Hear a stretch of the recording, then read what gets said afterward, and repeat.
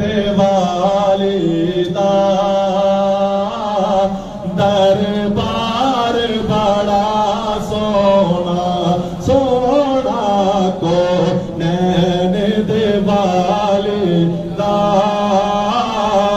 دربار بڑا سونا کو نین دیوالی دا دربار بڑا سونا رب خود فرمایا ہے میرا یار بڑا سونا کو نین دیوالی دا۔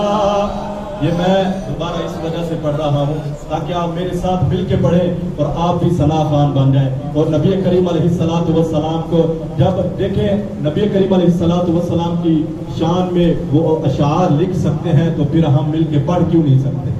تو آپ سب لوگ ثنا خوان بن جائیں دفعہ کو نین دیوالی دا دربار بڑا سونا اپنے ہاتھوں کو لہرا کر پڑھے کو نین دیوالی دا دربار بڑا سونا رب خود فرمایا ہے میرا یار بڑا سونا۔ دیکھیں جو شخص مدینے میں جاتا ہے تو اس کا سفر کتنا خوبصورت ہوتا ہے۔ آپ میں سے کچھ حضرات یہ ہیں ہر کسی کی یہ خواہش ہوتی ہے کہ ہم مدینے میں جائیں، ایسا ہی ہے نا؟ جس کی خواہش ہے وہ ہاتھوں کو اٹھائے۔ ہر کسی کی خواہش ہوتی ہے کہ ہم مدینے میں جائیں اور حضور علیہ السلام کا وہ روزہ دیکھیں اور وہ جالیاں دیکھیں، وہاں پر جا کر درود و سلام پڑھیں۔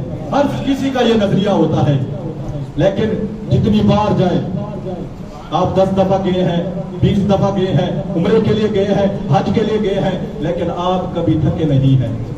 اگر کسی اور کام کے لیے جائیں تو ایک دفعہ جائیں گے تھک جائیں گے، دوسری دفعہ جائیں گے پھر تھک جائیں گے، آپ کا دل نہیں کرے گا، کہیں گے یار میں نہیں جاتا۔ لیکن مدینے کا سفر ایسا ہے کہ ہر بار جانے کو جی چاہتا ہے۔